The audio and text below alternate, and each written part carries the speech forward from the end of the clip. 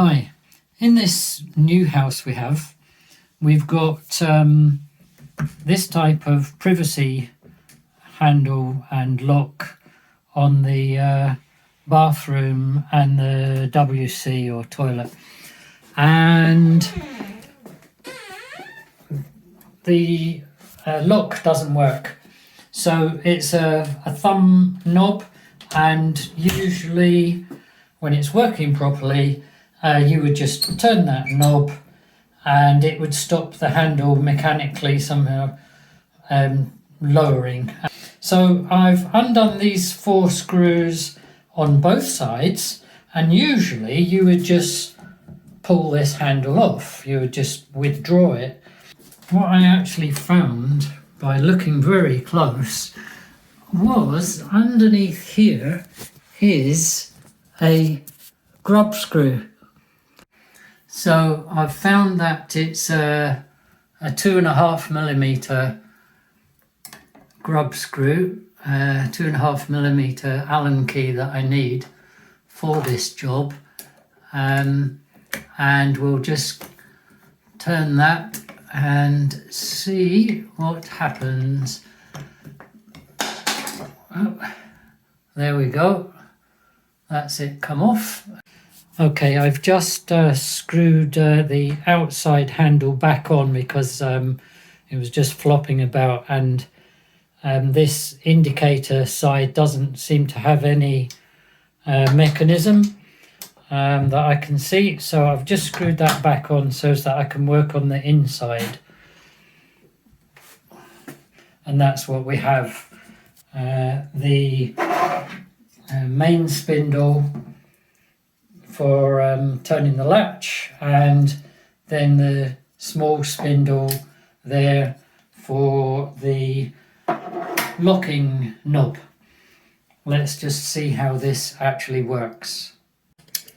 So looking inside this, I have this knob, and there is like a locating part of it there, and it's semicircular or quadrant circle there, and fitting it in here, there's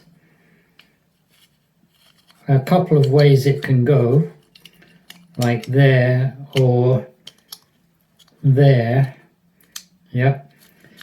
But no matter what I do, it won't stop the handle turning. Actually there it does, but that's in the wrong direction. So just bear with me and I'll try and work this out, and by trial and error probably. Well, I've had a few minutes to look at this, and no matter what I did with the knob, it wouldn't stop the handle turning. And what I did was, to get a better look, I removed the circlip from around the handle mechanism, and straight away I could see what was wrong. As soon as I took this off, there is supposed to be 2 lugs, opposite lugs there, 2 bits that project into the circle, and they are supposed to engage with these 2 slots.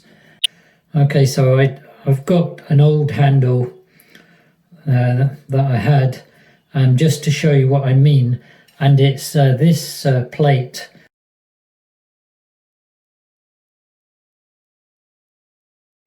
It's not quite the same, but if you can see those 2 lugs there in the center, those are supposed to engage with the 2 slots there, and that stops the handle turning.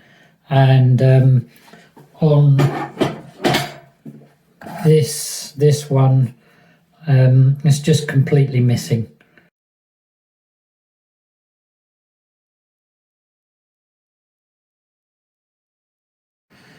So in my garage come workshop, and what I've found is some scraps of metal that might serve me to cut one of these out. I've traced that around that piece of metal, and I've discovered actually this is called a cam washer,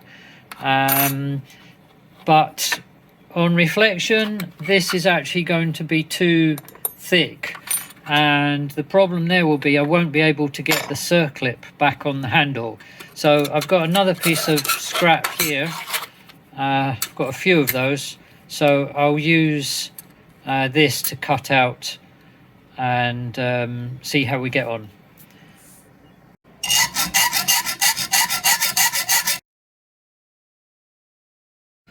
We're getting there, slowly but surely.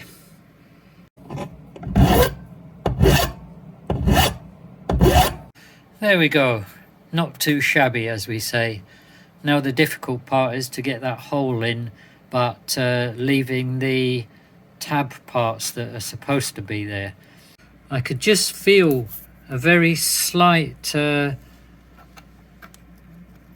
what you might call protrusion there and opposite when I traced it. So I've just really guessed the tabs for the time being.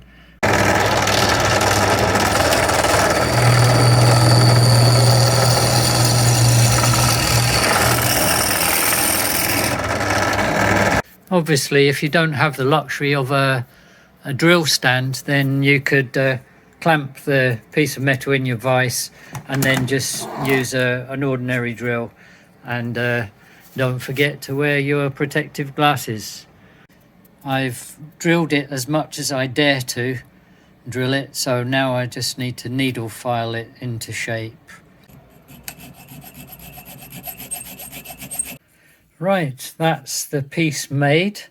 Not quite the finesse that I was looking for, but it fits, and we'll call this a practice piece.